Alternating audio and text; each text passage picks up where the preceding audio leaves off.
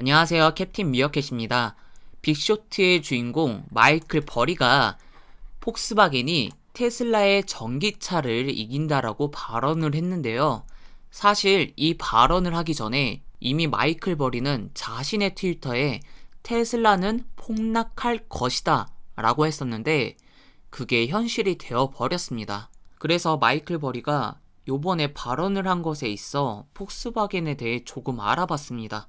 작년부터 전기 자동차에 대한 사람들의 관심으로 인해 쭉쭉 거품을 끼고 올라갔던 종목들이 와르륵 무너졌어요, 요번에. 그런데 폭스바겐은 폭락하지 않고 상승을 이어나갔습니다. 물론 다른 전기차 종목들은 코로나 이후에 이렇게 쭉쭉 상승장이었다가 지금에서 이렇게 거품이 쭉 빠지는 건데 폭스바겐은 어느 정도 회복을 했다가 계속 횡보를 했어요. 횡보를 하고 난 뒤에 이제서야 올라가더라고요. 코로나가 터지고 나서 폭스바겐에 투자를 하셨던 분들은 큰 이득을 못 봤을 것 같아요. 지금에서야 거의 이제 2배가량 먹은 거나 다름이 없는데 다른 전기차 종목들, 그러니까 막 스펙주라든지 뭐 테슬라 그런 것들은 완전 뻥튀기 했었잖아요. 그런 거에 비하면 폭스바겐은 그런데 마이클 버리가 폭스바겐을 언급했다는 거는 그만큼 이유가 있을 거라는 생각을 했어요. 그래서 좀 이것저것 찾아봤는데 일단은 이건 2021년 올해 1월 14일 날에 나온 기사예요. 독일 폭스바겐 5년 만에 세계 1위 토요타에 내줘. 간단하게 보자면 폭스바겐 지난해 신차 판매 대수 15.2%를 감소를 했다고 합니다. 물론 코로나로 인해서 자동차를 만드는 OEM 회사들은 판매가 많이 부진했죠. 토요타가 11월까지 누적 판매량으로 이미 폭스바겐을 제쳤다고 합니다. 여기가 중요한 것 같아요. 폭스바겐 전기차 판매는 3배 이상 증가. 이 부분을 보시면 5년 연속 판매 대수 1위는 놓쳤지만 폭스바겐은 최근 급성장하고 있는 전기차 시장에서 눈에 띄는 성과를 보였다. 폭스바겐의 지난해 전기차 판매 대수는 23만 대를 기록, 전년보다 3.1배나 증가를 했다. 지난해 9월 출고로 시작한 첫 번째 순수 전기차 ID.3가 56,500대에 팔려 나갔고 폭스바겐 산하 독일 아우디의 이트론의 판매도 호조세를 띄웠다고 합니다. 여기서 중요한 게 폭스바겐은 2019년에 1%에 불과했던 전기차 비중을 지난해 4%로 했어요. 그런데 2.5%에 그쳤다고 합니다. 1.5%가 상승을 했죠. 1년 사이에. 상당히 많이 늦어지기는 하고 있어요. 하지만 폭스바겐은 빠르게 전기차 생산을 하고 있다는 거. 이거는 2021년 3월 8일 날에 나온 기사인데 폭스바겐 EV 전략 가속화, 테슬라 니오 주가 폭락세, 폭스바겐 브랜드의 전기자동차 EV 비율을 2030년까지 70% 이상으로 확대할 방침을 세웠다고 밝혔다고 합니다. 그러면서 폭스바겐은 이 목표를 달성하기 위해서 유럽에서만 연간 100만 대 이상의 EV를 공급할 것으로 예상을 하고 있으며 같은 기간에 중국과 미국에서도 폭스바겐의 EV 판매는 50% 이상으로 급증할 것으로 예상을 했다고 합니다. 이건 말 그대로 폭스바겐이 전기차를 싸게 만들어서 영업이익을 내겠다라는 것 같아요. 전기차에 들어가는 부품들을 대량으로 많이 사들이게 되면 단가가 많이 낮아지겠죠. 전기차를 대량으로 생산을 해서 판매를 하게 된다면 2023년까지 6%의 영업이익은 충분히 올릴 수 있을 것이라고 생각을 합니다. 근데 여기에서 또 한 가지 중요한 거는 폭스바겐은 매년 최소 한 대 이상의 신형 전기차를 출시할 것이라고 예상을 하고 있다고 합니다. 매년 신형 전기차를 출시한다고 하면 이거는 진짜 폭스바겐이 미친듯이 돈을 쏟아 붓겠다라는 거나 마찬가지예요. 자, 돌아와서 폭스바겐은 컨턴스케이프 투자를 하고 있는 상황이죠. 이 컨턴스케이프는 뭐다? 전고체 배터리. 전고체 배터리를 개발하고 있는 회사이죠. 작년에 스페 우회 상장해가지고 나스닥에 상장을 한 기업인데, 이 컨턴스케이프와 그리고 최근에 마이크로소프트와 파트너십을 맺었습니다. 마이크로소프트와 폭스바겐은 완전 자율주행 시스템을 만들기 위해서 손을 잡았는데요. 일단 마이크로소프트 하면 클라우드죠.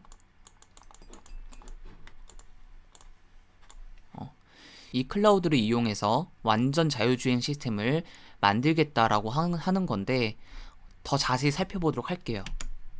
일단은 컨턴스케이프 먼저 얘기를 하자면, 컨턴스케이프가 전고체 배터리 상용화를 위한 기술적 과제를 극복했다고 말을 했대요. 그러면서 보수적으로 가늠해도 올 하반기에는 8에서 10겹으로 이뤄진 다층 셀 배터리 시제품을 출시할 것으로 전망했다고 합니다. 배터리 양산의 가장 큰 장벽으로 지적됐던 배터리 용량 문제를 해결할 수 있는 기술을 확보해가고 있음을 의미한다고 하네요. 그런데 여기를 보면 현재 전고체 배터리 단일 셀을 최소한 12겹 이상 그리고 보통 20겹 가량 적층할 수 있어야 상용화가 가능하다고 하는데, 아직 시작에 불과한 것 같아요. 그래도 성과가 나왔다는 게 정말 중요한 것 같아요. 이게 올 하반기에 만약에 출시가 된다면 내년에는 진짜로 12겹 이상까지는 가능하지 않을까라는 생각이 들어요. 그렇게 된다면 컨턴스케이프의 전고체 배터리는 폭스바겐 자동차에 탑재가 되겠죠. 저번 달 2021년 2월 16일 날 기사인데, 폭스바겐이 MS와 파트너십을 맺어서 클라우드 기반 자율주행 자동차 개발에 나선다고 합니다. 폭스바겐은 마이크로소프트의 애저 클라우드 기술을 활용해 자율주행 자동차 기술 개발에 소요되는 시간을 획기적으로 줄인다는 계획이다. 폭스바겐과 마이크로소프트가 어떤 걸 하려고 하냐면 자동주행 플랫폼 ADP라는 거예요. 이걸 하려고 하는 건데, 이게 뭐냐면 자율주행차가 있으면 차량끼리 데이터를 주고받고, 그리고 이 버스랑도 데이터를 주고받고, 이 횡단보도 데이터를 주고받고, 그리고 장애물 알림 같은 것도 데이터를 주고받고, 그리고 핸드폰, 스마트폰이랑도 데이터를 주고받고, 이게 가능하게 된다는 거죠. 폭스바겐과 마이크로소프트가 하려고 하는 게 바로 이런 거예요. 완전한 자율주행차가 되기 위해서는 모든 것들과 정보를 주고받을 수 있게 만들어야 된다는 거죠. 그거를 클라우드를 통해서 하겠다는 거예요. 클라우드. 애저 시스템을 통해서. 자, 이렇게 되려면 필수적으로 필요한 게 뭐냐? 5G에 5G. 이 5G가 제대로 되어 있지 않으면 데이터를 주고받을 수가 없겠죠. 왜냐? 데이터를 주고받기 위해서는 그만큼 빠르게 데이터가 왔다 갔다 할 수 있을 만큼의 속도가 나와야 되는데, 4G에서는 그게 안 나온다는 거예요. 4G가 안 되기 때문에 5G여야지만 데이터를 주고받을 수 있는 그런 속도가 나오게 되는 거죠. 저는 폭스바겐을 보면서 이런 생각도 들었습니다. 완전 자율주행 시스템을 하기 위해서는 뭐가 필요하다? 5G. 5G가 필요하다. 작년에는 5G 종목들이 그렇게 많이 오르지 않았어요. 그런데 저는 올해 하반기쯤 5G 종목들이 많이 오르지 않을까. 물론 지금도 오르긴 올랐지만 지금보다 더 많이 오르지 않을까라는 생각을 가지고 있어요. 그래서 5G 종목 2개를 준비를 해봤습니다. 한 개는 에릭슨이라는 기업이고요. 또 한 개는 노키아죠. 노키아는 웬만한 사람들은 거의 아실 것 같아요. 아무튼 알렉슨이라는 기업인데, 이 알렉슨이라는 기업의 티커가 ERIC예요. ERIC라고 검색을 하면 나옵니다. 이 알렉슨이라는 기업이 통신장비 1위 업체예요. 1위 업체. 원래는 화웨이였어. 화웨이.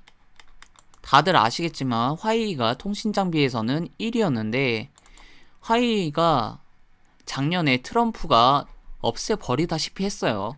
그러면서 화웨이가 완전 추락을 했어요. 추락하면서 이득을 본 회사가 이 에릭슨이라는 기업과 노키아라는 기업이죠.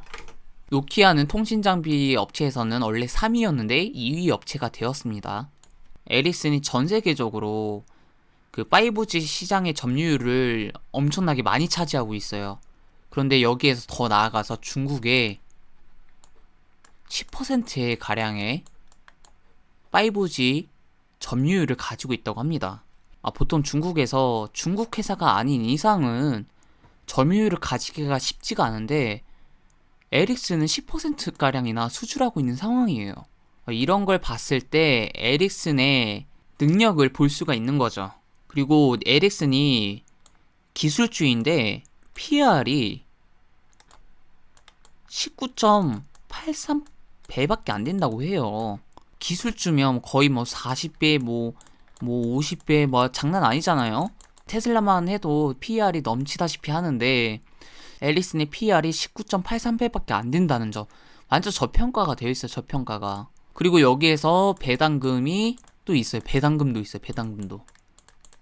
배당금이 1.7%나 있다. 노키아는 좀 아쉬운 게 2016년에 166억 달러를 주고 인수한 알카텔 루센트와의 합병이 아직까지도 이제 재무제표에서 큰 부담으로 작용 중인 상태예요. 저는 개인적으로 추천을 드리자면 에릭슨이라는 이 기업, 이 에릭슨이라는 기업에 꼭 투자를 한번 해보시는 것도 좋으실 거라 생각이 듭니다. 저평가가 되어 있다는 거. 그리고 5G의 시대는 언젠가는 온다. 장투로 가져가시면 편하실 것 같아요. 오늘은 나스닥이 많이 올랐더라고요.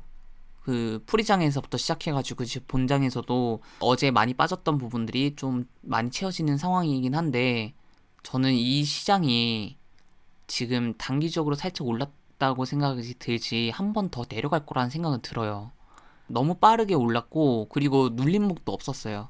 기관들이 개미들을 위해서 함정을 파놓은 듯한 느낌? 근데 지금 이런 장인데도 에릭슨은 그런 큰 타격은 많이 입진 않았어요. 결론을 말씀드리자면 마이클 버리는 폭스바겐이 테슬라를 넘어설 것이라고 생각을 하고 있고 그러면 폭스바겐과 연관된 기업들에 투자를 하면 좋겠다라는 생각이 들더라고요. 그런 기업들이 아까 말씀드린 컨턴스케이프나 이제 마이크로소프트나 그리고 5G 기업인 에릭슨. 그런데 컨턴스케이프는 비싸죠.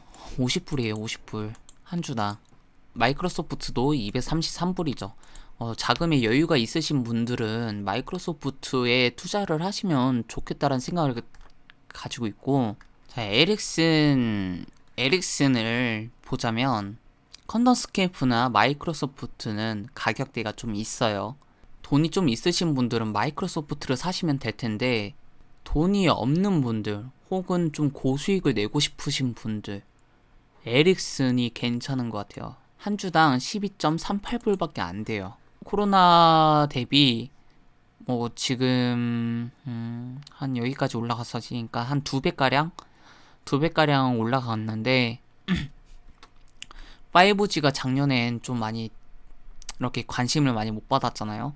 EV 섹터 쪽이 많은 관심을 받았고 근데 5G 시대는 언젠간 옵니다. 돈이 없으시다면 이런 거 좀 한 주씩, 두 주씩 막 이렇게 뭐 한 달에 몇 개씩 막 사드리면 언젠가는 좋은 기회가 올 거라 생각이 들어요. 왜냐하면 저평가가 되어 있다. 오늘 영상은 여기까지 마치도록 하고 지금 장이 뭐 오락가락하고 있는 상황인데 다들 많이 힘드시겠지만 많이 힘든 만큼 좋은 날도 오니까 풀 죽지 마시고 파이팅 하시기 바랍니다. 영상 끝까지 시청해주셔서 감사드리고 다음 영상에 뵙도록 하겠습니다. 감사합니다.